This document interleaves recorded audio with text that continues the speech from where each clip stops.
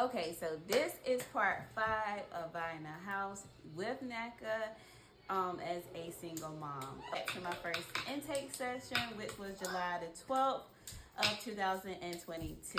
Okay, so during that session, we went over my affordability. So we went over my finances. So I made $2,773 monthly during that time. That's how much I was making monthly. Okay, this is low income now, y'all. So with my low income, you can go get you a house. Okay, so that's how much I made monthly during that time, and I had $2,000 in my savings account. I only had $2,000 in my savings account. Okay, so and my rent was $625. Okay, so my affordability, they said that I could afford a mortgage that was $883.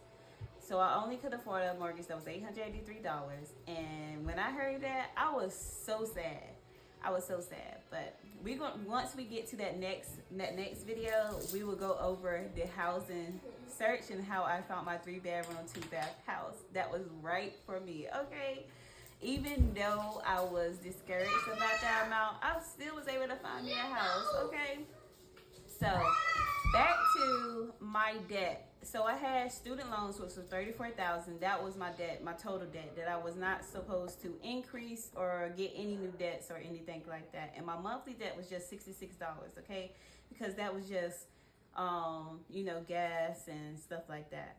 And my payment shock was determined that my payment shock was $258. So I needed to maintain an extra $258 all the way up until my closing, when I find that home and I close on that home. So it was $258 was the payment shock, which was the difference between my rent and the amount that I can afford for my mortgage when I will be buying the mortgage. Okay, and you can increase that amount. You can increase that amount by saving more so that you can afford a bigger mortgage, but that's what was determined. And they have to say so with that. Like, you could talk to your mortgage counselor to figure that out. And also you can increase that by like going to your local county and the state, finding first-time homebuyer grants that you can use alongside with the NACA program.